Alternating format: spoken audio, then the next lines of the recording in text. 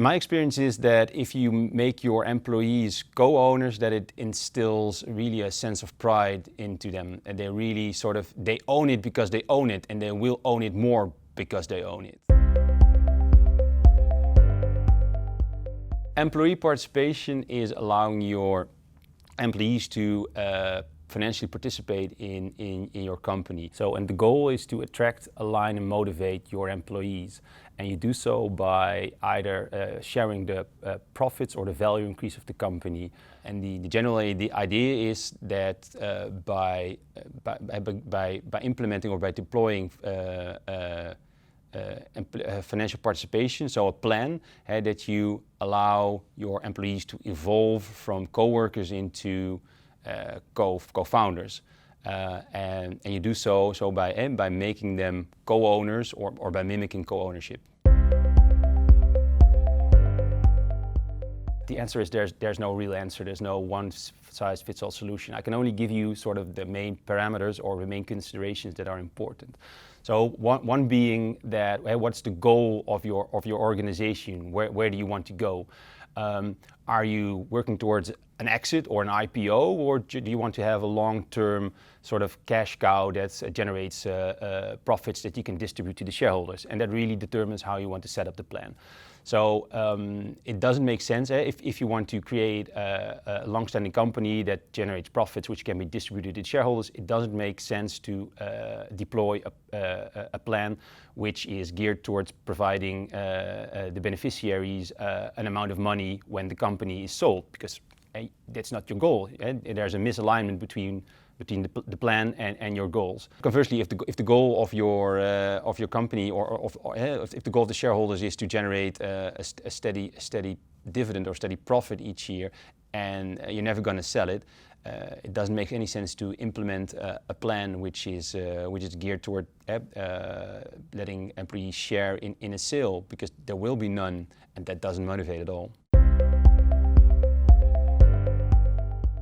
So research has shown that that employee participation creates a culture of ownership. So what it does, or what it helps in achieving, is creating, letting your employees evolve from co-workers into co-founders, make them your co-entrepreneurs. It really aligns the interests of the parties involved, the shareholders and the investors, because you're all geared towards making the company a success, and everybody benefits from that success.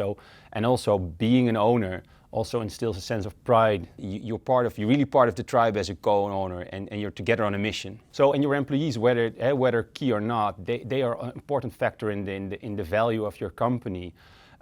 Like your idea is important, but your team and how they can execute is even more important. So you need to have your team close at hand. Investors acknowledge this, for example, by demanding when investing that you also share your shares with your employees. That's exactly that fact. It's not only the idea; it's exactly the team and the execution that create value, and that's also an important reason to let them financially participate. Properly agree on what you're going to do, and when you agree, and when you properly agree, then execute it. Because from my experience as a law practitioner, like I've seen too many occasions in which founders did not make clear sort of arrangement with their employees or didn't execute, and that can really get you into trouble. So agree on a plan, or agree and execute it right away, or don't wait too long. And in particular, don't wait until you're close to a funding round, because that's a recipe for troubles. And seek advice. Educate yourself, educate your employees, and because it's not that difficult, but it's also it's not a walk in the park.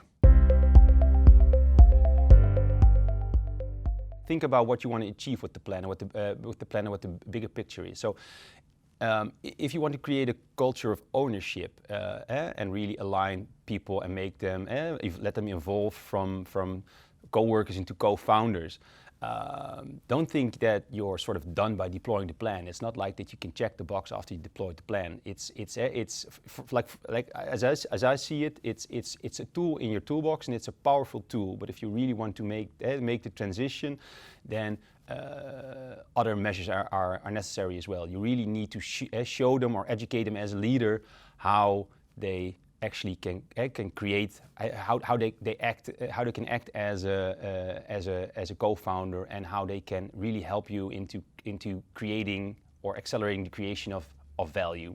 So for me, it's employee participation is part of a journey, but it's not the destination or the end point.